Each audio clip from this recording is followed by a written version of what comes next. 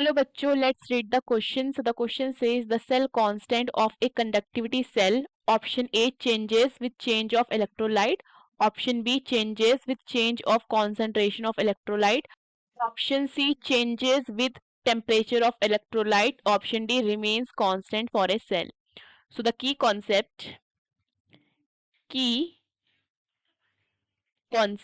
है. देखो, सबसे पहले हमें होना चाहिए कि सेल कांस्टेंट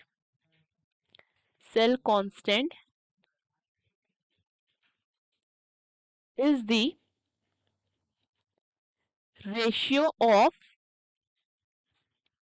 distance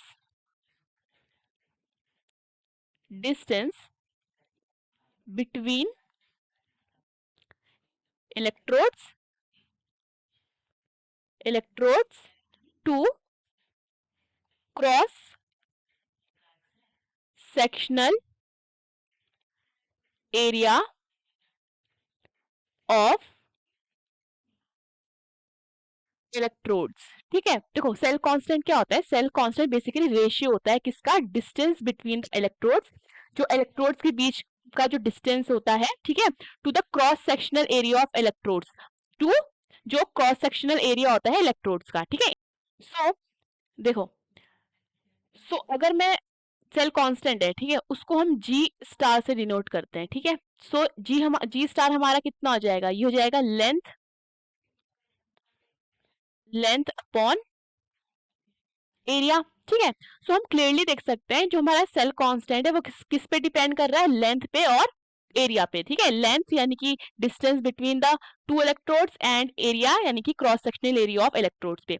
सो मैं यहाँ फर्दर लिख सकती हूँ कि इट, कह सकता है कि it does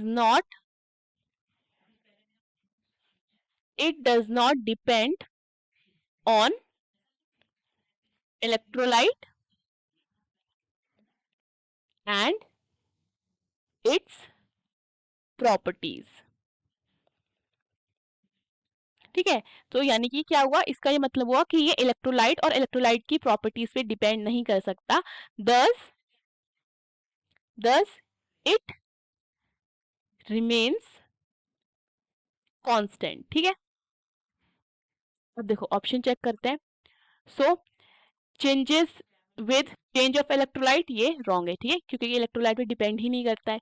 changes with change of concentration of electrolyte, ये भी फॉल्स हो जाता है. ठीक है, जब ये इलेक्ट्रोलाइट पे डिपेंड नहीं करता है तो उसके कॉन्सेंट्रेशन पे कैसे करेगा. Changes with temperature of electrolyte, ये भी रॉन्ग हो जाता है. ठीक है, इलेक्ट्रोलाइट पे डिपेंड नहीं करता तो उसके किसी भी प्रॉपर्टी भी डिपेंड नहीं करेगा, दैट मीन्स टेम्परेचर पे भी डिपेंड नहीं करेगा. Remains constant for a cell, ये क्या हो जाता है, ये हमारा सही है. ठीक है, ये हमारा ट्रू है. So the correct option is D. Hope you understood the question. Best of luck.